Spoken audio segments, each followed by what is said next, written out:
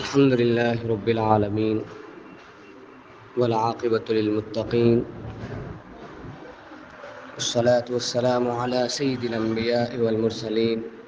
وعلى من تبعهم بإحسان إلى يوم الدين. أعوذ بالله من الشيطان الرجيم.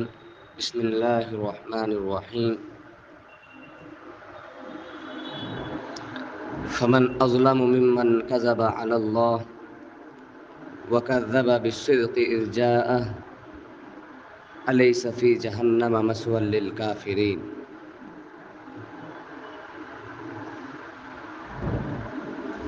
آج ہم پارے 24 کے اندر اللہ اپنے مومن بندوں کو کیا پیغام دیتے ہیں ہم اس کو جاننے کی کوشش کریں گے. بہرحال جس آیت کی تلاوت کی گئی ہے اس کے اندر اللہ نے فرمایا کہ اس سے بڑھ کر ظالم کون ہوگا جو اللہ پر جھوٹ باندھے جبکہ سچی بات اس کے پاس آ جائے پھر بھی وہ سچی بات کو جھٹلا دے. یعنی کہ اللہ نے فرمایا ہے کہ کوئی آدمی اللہ پر جھوٹ باندھنے کا مطلب یہ ہے کہ ایک حق بات بتانے والا، سچی بات بتانے والا، دین کی بات بتانے والا آ کر جب دین کی بات بتایا تو سامنے والے نے دین کی بات کو اہمیت نہیں دی، دین کی باتوں کو قبول کرنے کی اس نے فکر نہیں کی، لہٰذا لوگ آتے رہے، دین کی باتیں بتاتے رہے اور چلے جاتے رہے،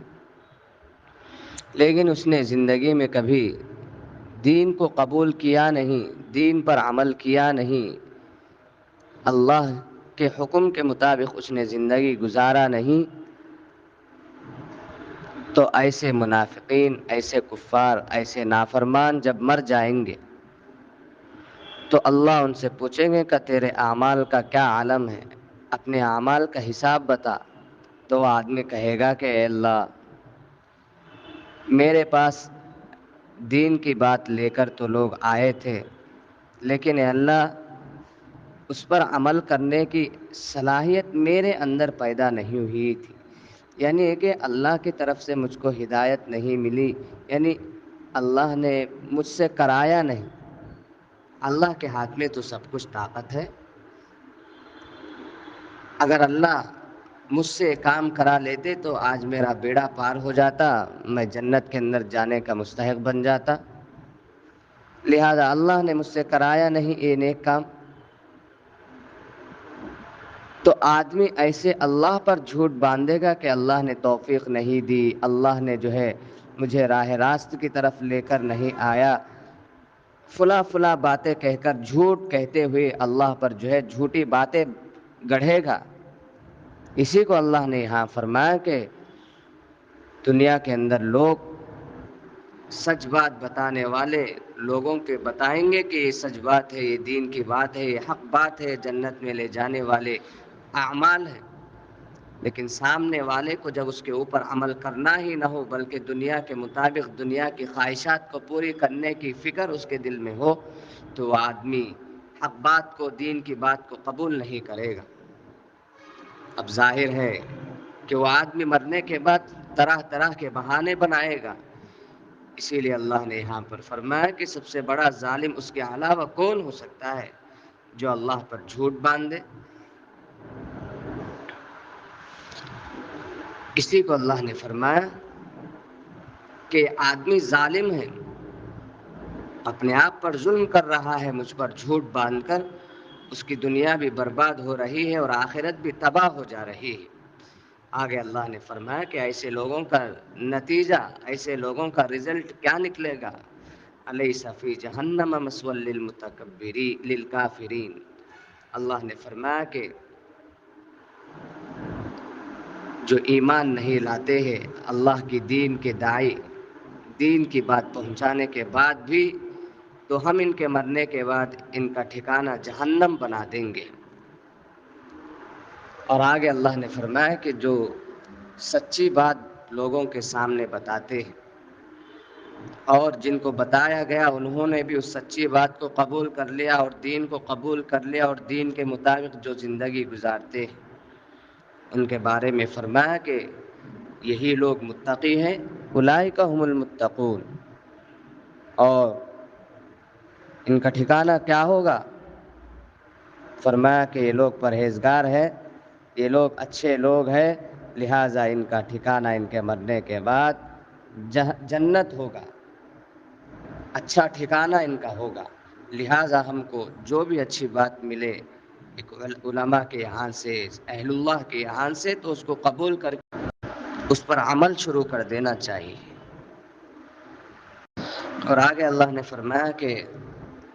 ما یجادل فی آیات اللہ الا الذین کفروا فلا یغررک تقلبهم فی البلاد،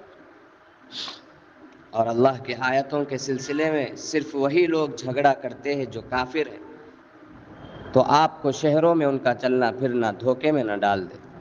یعنی کہ اللہ نے اس کے اندر فرمایا کہ اللہ کی آیتوں میں جھگڑنے سے مراد مفسرین نے بیان فرمایا ہے کہ قرآن مجید پر اعتراض کرنا۔ قرآن مجید پر اعتراض کرنے کا مطلب، اللہ نے فرمایا کہ جو لوگ دنیا میں اچھے اعمال کرتے ہیں ان کے لیے جنت ہے، لیکن جس کو ایمان نہ لانا ہو، بتوں کی عبادت کرنا جس کو مقصود ہو، جو ضد پر اڑا رہتا ہے، وہ لوگ یہ کہیں گے کہ جنت کا آنکھ سے ہے، اگر جنت ہو تو دکھلا دے، اللہ ہو تو اللہ ہمارے سامنے آ جائے اور اللہ اپنی شکل کو دکھا دے۔ ارے کیا فرشتوں کی تم بات کرتے ہو؟ اگر فرشتے ہو تو فرشتے ہمارے سامنے اتار دے، تب جا کر ہم ایمان لے آئیں گے۔ یہ اس طرح سے کہہ کر اللہ کی آیتوں میں جھگڑا کرنا ہے۔ اور آگے فرمایا کہ اس کے معانی کے، قرآن کے معانی کو غلط بیان کرنا، جیسے کہ اللہ نے فرمایا کہ تم زکوٰۃ دو، تو کفار مشرکین مکہ یہ کہتے تھے، ارے بھائی تمہارا رب تو محتاج ہو گیا ہے کہ ہم سے اللہ تمہارا قرض مانگ رہا ہے کہ زکوٰۃ دو، صدقہ دو، ہمارے مال میں سے جو ہے قرضہ لے رہا ہے تمہارا اللہ۔ یہ ہے غلط معانی بیان کرنے کا مطلب۔ اور اللہ نے جو آگے فرمایا کہ آپ کو ان کا تمہارے درمیان چلنا پھرنا تم کو دھوکے میں نہ ڈال دے، یعنی کہ قیامت تک ایسے لوگ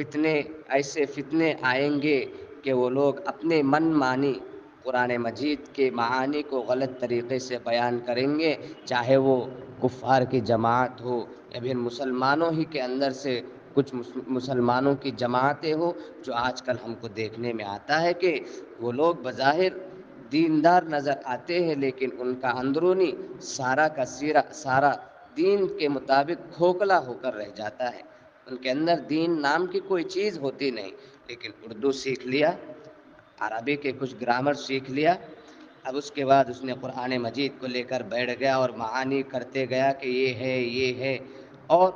مطلب کو الٹا سیدھا بیان کرنے لگ گیا۔ تو یہی فرمایا کہ جو لوگ ایسے الٹے سیدھے مطالب قرآن مجید کے اور معانی قرآن مجید کے بیان کرتے ہیں الٹے سیدھے، تو فرمایا کہ خود تو اپنے آپ کو دھوکے میں ڈال رہے ہیں غلط معانی بیان کر کے، لوگوں کو بھی غلط معانی غلط مطلب بیان کر کے لوگوں کو بھی دھوکے میں ڈال رہے ہیں۔ لہٰذا اللہ نے فرمایا کہ ایسے لوگوں سے اپنے آپ کو بچائے رکھو جو قرآن مجید پر اعتراض کرتے ہیں کہ یہ ایسے کیوں ہیں، وہ ویسے کیوں ہیں۔ اور آگے اللہ نے فرمایا کہ تم اپنے آپ کو ایسے لوگوں سے بھی محفوظ رکھو جو قرآن مجید کے غلط معانی بیان کرتے ہیں اور قرآن مجید کے غلط مطالب بیان کرتے ہیں، ایسے لوگوں سے اپنے آپ کو بچائے رکھو۔ اور آج تو اکثر دیکھنے میں آ رہا ہے کہ گلی گلی کے اندر مسلمان لوگ جو حافظ نہیں، عالم نہیں، دین سے وابستگی نہیں، اور آ کر بیٹھ گیا اللہ کا بندہ تفسیر کرنے کے لیے۔ ارے بھائی الحمدللہ رب العالمین کی تفسیر ٹھیک سے کر نہیں پائے گا، اور ایسا آدمی قرآن مجید جیسی عظیم الشان کتاب لے کر بیٹھ گیا کہ میں تفسیر کروں گا۔ ایسے ہی لوگوں کے بارے میں اللہ نے اس آیت کو نازل فرمایا کہ یہ لوگ الٹے سیدھے قرآن مجید کے مطالب کو بیان کریں گے، اس کے معانی کو اپنے منمانی بیان کریں گے، نتیجہ کیا نکلے گا؟ وہ خود بھی اپنے آپ کو گمراہی کی طرف ڈال رہے ہیں، اور لوگوں کو بھی، جو لوگ سننے کے لیے آ رہے ہیں، وہ لوگ بھی گمراہی کے طرف جا رہے ہیں۔ اللہ ہماری حفاظت فرمائے۔ اور آگے اللہ نے فرمایا کہ یعلم خائنۃ الاعین وما تخفی الصدور۔ اللہ نے فرمایا کہ جو تم اپنے آنکھوں سے جو تم دیکھتے ہو، آنکھوں سے جو خیانت تم کرتے ہو، اپنے آنکھوں سے جو تم غلط دیکھتے ہو، اس کو بھی تمہارا اللہ بہترین طریقے سے جانتا ہے۔ اور تمہارے دلوں میں جو کچھ بھی برے خواہشات پیدا ہوتے ہیں، جو کچھ بھی تم برے خیالات سوچتے ہو، یہ سب کچھ بھی تمہارا اللہ بہترین طریقے سے جانتا ہے۔ ہم لوگ سمجھتے ہیں کہ اللہ ہماری بدنظری کو نہیں سمجھ سکتا ہے، نہیں دیکھ سکتا ہے۔ ارے ہمارے بازو جو بیٹھتا ہے وہ خود بھی ہمارے آنکھ کا ہم استعمال کہاں کر رہے ہیں وہ خود بھی نہیں دیکھ سکتا، لیکن اللہ کی قدرت یہ ہے کہ ہم اپنے آنکھوں سے کیا دیکھ رہے ہیں، کس چیز کی طرف نظر دوڑا رہے ہیں، ان سارے چیزوں کو اللہ بہترین طریقے سے جانتا ہے۔ اسی لیے فرماتے ہیں کہ کالے پہاڑ پر کالی چونٹی اندھیرے میں کہاں چل رہی ہے، کیسے چل رہی ہے، اس کو بھی اللہ بہترین طریقے سے جانتا ہے۔ لہٰذا آج کے نوجوانوں کو چاہیے کہ وہ لوگ بستر اوڑھ کر اپنے موبائل کا جو غلط استعمال کرتے ہیں،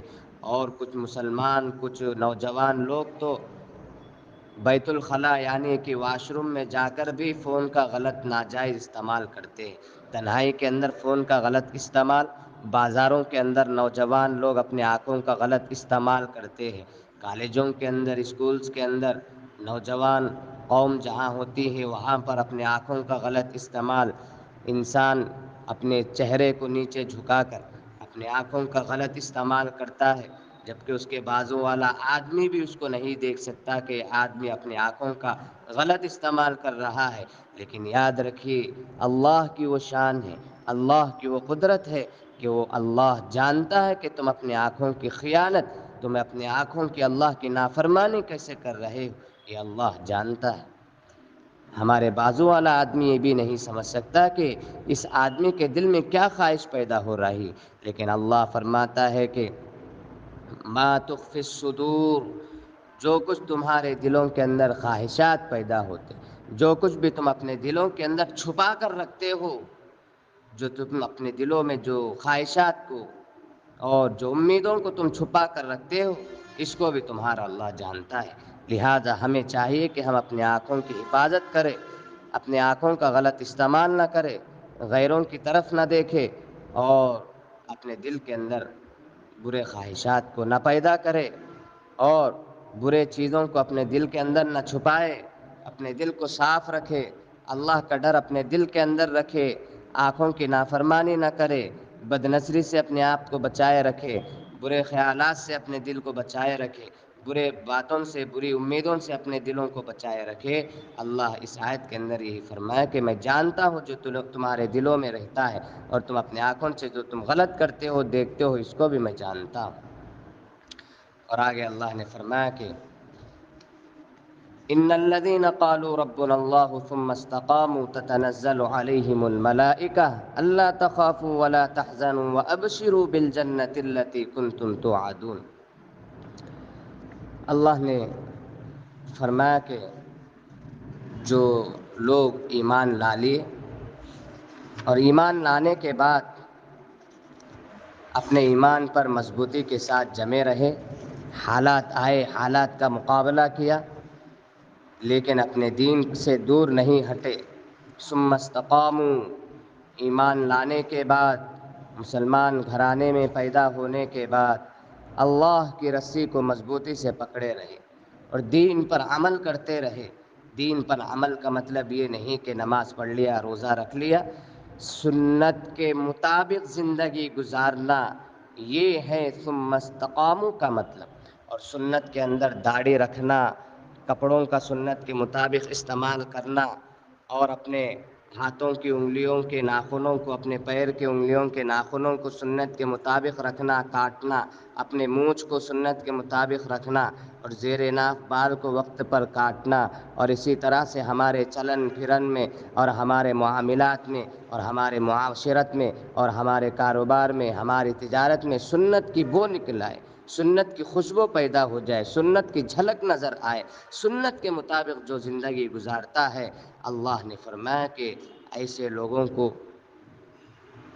لوگوں کے لیے اللہ فرمائیں گے کہ فرشتے ان کے اوپر اتر آتے ہیں۔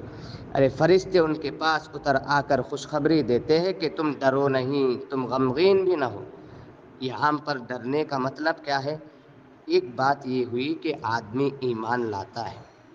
ایمان لانے کے بعد کچھ لوگ اپنے آپ کو مسلمان کہتے ہیں، مومن کہتے ہیں، لیکن ان کی زندگی مکمل دین سے دور رہتی ہے، دین پر 1% بھی ان کا عمل نہیں رہتا ہے۔ چہرہ دیکھو تو داڑھی سے خالی، مونچھ دیکھے تو سنت کے خلاف، اور لباس دیکھو تو سنت کے خلاف، شریعت کے خلاف،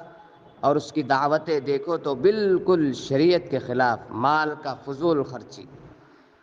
اور اسی طرح سے اس کا کاروبار دیکھو پھر بھی سنت کے خلاف، شریعت کے خلاف۔ تو ایسے لوگوں کی کیٹیگری تو الگ ہے، ان کو اس کے اندر سے، اس آیت سے نکال دیا جائے۔ ارے ان لوگوں کے بارے میں آیت اللہ نے نازل فرمائے کہ جو ایمان لانے کے بعد اپنی زندگی میں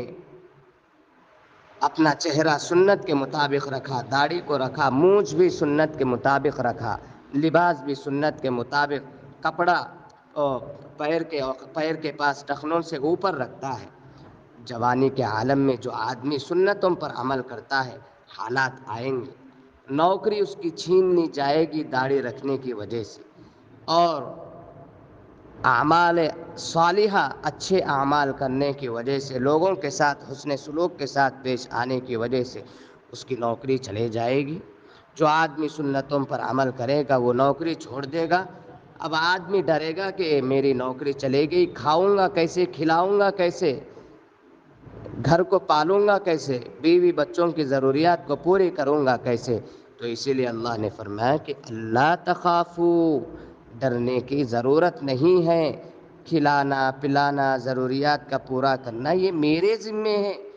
بس تم کو چاہیے کہ تم دین پر ٹکے رہو، عمل کرتے رہو، حقیقی مسلمان بن کر رہو۔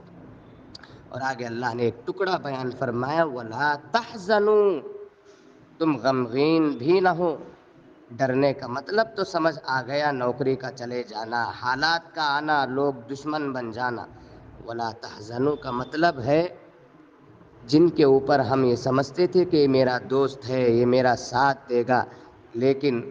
شریعت کے مطابق ہم زندگی گزارنے کی وجہ سے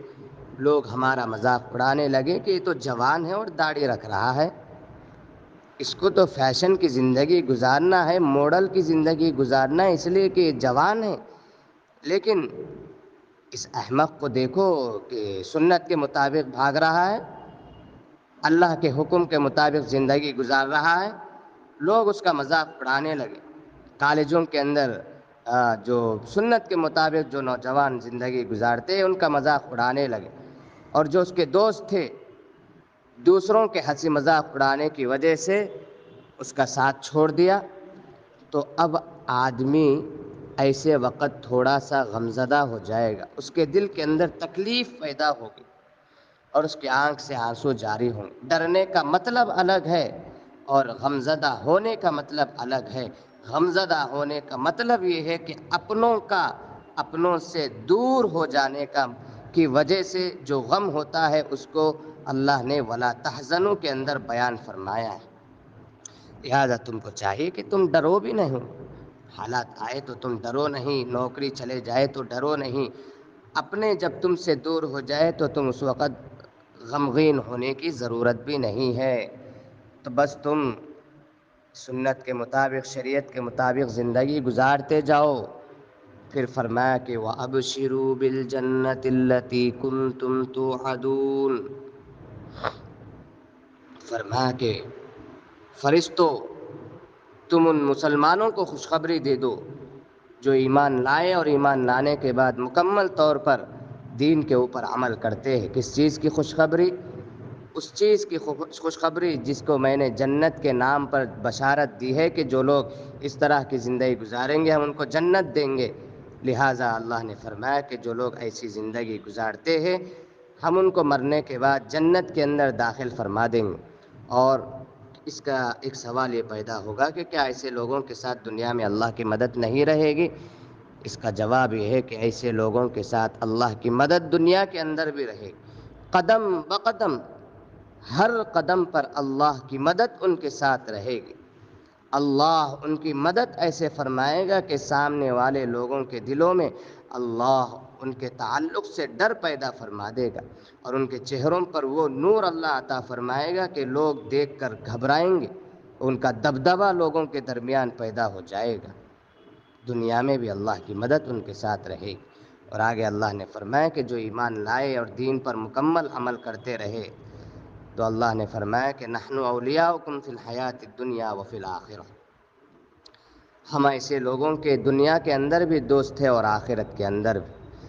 اللہ جب کسی کا دوست بن جائے تو اس کی دنیا بھی سنور جاتی ہے اور آخرت بھی سنور جاتی ہے۔ اب جو ایمان لایا، ایمان لانے کے بعد مکمل طور پر دین پر عمل کر رہا ہے، حرام سے بچ رہا ہے، سود سے بچ رہا ہے، سنت کے مطابق زندگی گزار رہا ہے، تو اللہ اس کا دوست بن جائیں گے دنیا میں بھی اور آخرت میں بھی۔ دنیا میں دوست کیسے؟ اللہ اس کی مدد، اللہ اپنی مدد اس کے ساتھ ہر وقت شامل حال رکھیں گے۔ قدم قدم پر اللہ اس کی مدد فرمائیں گے، لوگوں کا محتاج اس کو نہیں بنائیں گے۔ 10 روپیہ کمائے گا لیکن اللہ اس میں خوب برکت دیں گے، عزت والی زندگی اس کو دیں گے۔ اور آخرت میں دوستی کا مطلب یہ ہے کہ لوگ پریشان حال رہیں گے کہ ہمارا کیا حال ہوگا، ہمارا کیا نتیجہ نکلے گا۔ لیکن جو آدمی اللہ جس کا دوست دنیا میں بن گئے، جو لوگ دین پر عمل کرتے رہے، اللہ ان سے کہے گا کہ تم ادھر آ جاؤ، پریشان ہونے کی ضرورت نہیں، آ جاؤ ادھر آئیے، آپ یہاں آئیے، میرے سائے کے نیچے آپ بیٹھیے۔ اگر آپ کو نیند آ رہی تو آرام کر لیجئے، سارے لوگوں کا حساب لینے تک آپ آرام سے بیٹھیے، ٹینشن مت لیجئے آپ۔ یہ آخرت کے اندر اللہ اپنی دوستی کا اظہار اس طرح سے فرمائیں گے اور اپنے رحمت کے سائے میں اس کو جگہ عنایت فرمائیں گے۔ اور اللہ نے آگے فرمایا کہ وَلَكُمْ فِيهَا مَا تَشْتَهِي أَنفُسُكُمْ وَلَكُمْ فِيهَا مَا تَدَّعُونَ، فرمایا کہ جس چیز کو تمہارا جی چاہے وہ تمہارے لیے حاضر ہو جائیں گے، جو تم طلب کرو گے۔ یعنی کہ جب جنت میں جائے گا تو اس کے دل میں جو خواہش ہوگی کہ یار میں آج جو ہے تلا ہوا گوشت کھا لیتا، اس کے دل میں خواہش ہوگی، وہ اپنی زبان سے ظاہر بھی نہیں کرے گا۔ اللہ تعالیٰ جیسے ہی جنتی اپنے دل میں خواہش پیدا کرے گا اللہ اس کے سامنے حاضر فرما دیں گے۔ سامنے سے کوئی چرند پرند جا رہا ہے، اب وہ جنتی خواہش کرنے لگا کہ یار بہترین ہی پرندہ اڑ رہا ہے، اگر اس کا تلا ہوا گوشت سامنے آ جاتا تو کیا بہترین مزے لے کر کھاتا۔ جنتی صرف اپنے دل میں خواہش پیدا کرے گا، اللہ تعالیٰ اس کے سامنے وہ چیز موجود کر دیں گے۔ اسی کو اللہ نے فرمایا کہ جو تم خواہش کرو گے وہ تمہارے سامنے حاضر ہو جائے گی۔ یہ جنتی کے لیے انعامات ہے اللہ کی طرف سے۔ اسی لیے ہم کو چاہیے کہ دین کے اوپر مکمل طور پر عمل کرنے والے بن جائے، داڑھی رکھنے والے بن جائے، سنت کے مطابق زندگی گزارنے والے بن جائے، حرام سے سود سے اپنے آپ کو بچائے، حلال طریقے پر تقوی کے مطابق زندگی ہمارے گزری تو پھر ہم اس آیت کے حقیقی مصداق بن جائیں گے۔ اور آگے اللہ نے فرمایا کہ وَمَنْ أَحْسَنُ قَوْلًا مِّمَّنْ دَعَا إِلَى اللَّهِ وَعَمِلَ صَالِحًا وَقَالَ إِنَّنِي مِنَ الْمُسْلِمِينَ، اس سے بہتر کس کی بات ہو سکتی ہے جو لوگوں کی طرف اللہ کو بلائے اور نیک عمل کرے۔ یعنی کہ جو آدمی اپنی دنیا کی ضرورت کو بھی پورا کرتا ہو، کماتا ہو، کھاتا ہو، لوگوں کی اور اپنے گھر والوں کی ضروریات بھی پوری کرتا ہے، اور ساتھ ساتھ تھوڑا سا وقت نکال کر لوگوں کے پاس جاتا ہے اور لوگوں کو اللہ کے دین کی باتیں بتاتا ہے، لوگوں کو دین کی طرف بلاتا ہے، اور خود بھی نیک اعمال کرتا ہے، نمازیں پڑھتا ہے، گناہوں سے بچتا ہے، تو اللہ نے فرمایا کہ اس سے بہتر بات کون سی ہو سکتی ہے، اس سے بہترین مصروفیت، اس سے بہترین مصروفیت کون سی ہو سکتی ہے۔ لہٰذا ایک مسلمان کو چاہیے کہ وہ دن میں تھوڑا سا وقت نکال کر اللہ کی طرف لوگوں کو بلانے کی دعوت دے اور خود بھی اس کے اوپر عمل کرے. تو اللہ نے فرمایا کہ اس سے بہترین بات کرنے والا، اس سے بہترین دعوت دینے والا، اس سے بہترین فکر کرنے والا دنیا کے اندر کوئی انسان نہیں ہو سکتا. یہ اللہ نے پارے 24 کے اندر پیغام عنایت فرمائے ہیں. اللہ سے دعا ہے کہ اللہ تبارک و تعالی ہمیں اخلاص کے ساتھ عمل کی توفیق نصیب فرمائے. وآخر دعوانا ان الحمد للہ رب العالمین.